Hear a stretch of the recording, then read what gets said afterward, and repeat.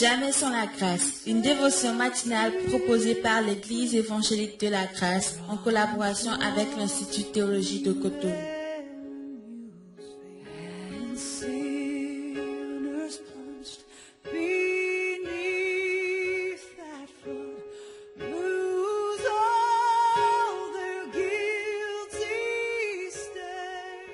Bonjour chers amis, chers internautes, nouvelle journée, nouvelle provision, bienvenue dans la dévotion de ce matin. Seigneur, nous te bénissons, nous inclinons plus que nos têtes, nous inclinons nos cœurs devant toi, devant ta majesté, parce que nous reconnaissons que tu es le roi des rois et tu es au-dessus de toutes choses, tu es au-dessus de nos cœurs, nos pensées, et c'est pour ça que tu peux contrôler nos cœurs, nos pensées ce matin sans toutefois nous manipuler.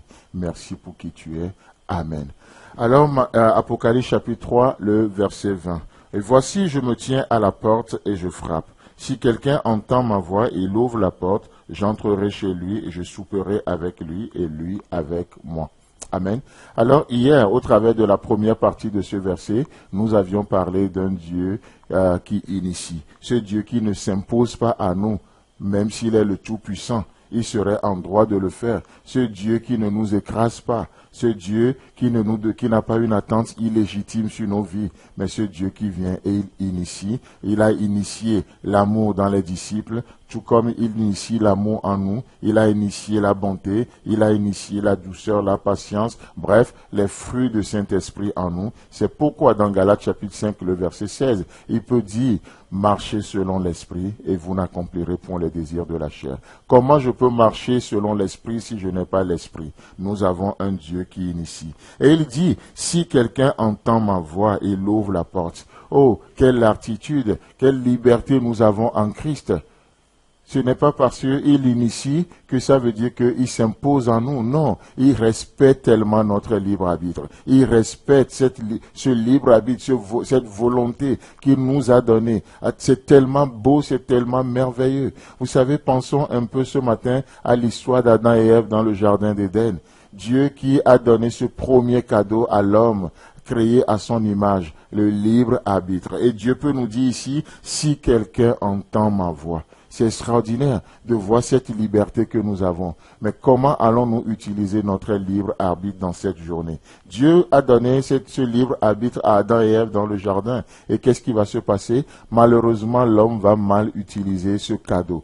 Tout comme encore de nos jours, oh, qu'est-ce qu'on n'a pas reçu de Dieu? On a reçu tellement de choses de Dieu, mais malheureusement, on se sert de ces choses pour faire d'autres choses qui n'ont rien à voir avec la pensée de Dieu. On se sert des dons qu'on a reçus du Seigneur. Au lieu de servir le Seigneur, on se sert et on met le Seigneur de côté. Dieu va donner le libre arbitre à l'homme. Pourquoi? Pour que l'homme puisse répondre à son amour. Pour que l'homme puisse répondre aux initiatives de Dieu. Voilà le pourquoi le libre arbitre. Oh, ce matin, quelqu'un peut dire, non, Seigneur, j'ai peur de mal utiliser mon libre arbitre, alors reprends-moi ce libre arbitre. Laissez-moi vous dire que si le Seigneur reprenait notre libre arbitre, ce ne serait plus de l'amour. L'amour auquel vous n'avez pas le choix d'y répondre ou de refuser, ce n'est plus de l'amour. Ça, c'est le risque que l'amour prend. L'amour prend le risque et Dieu a pris le risque de nous aimer, de nous donner notre libre arbitre. Et vous savez, Dieu va venir dans le jardin d'Éden alors que l'homme a mal utilisé son libre arbitre.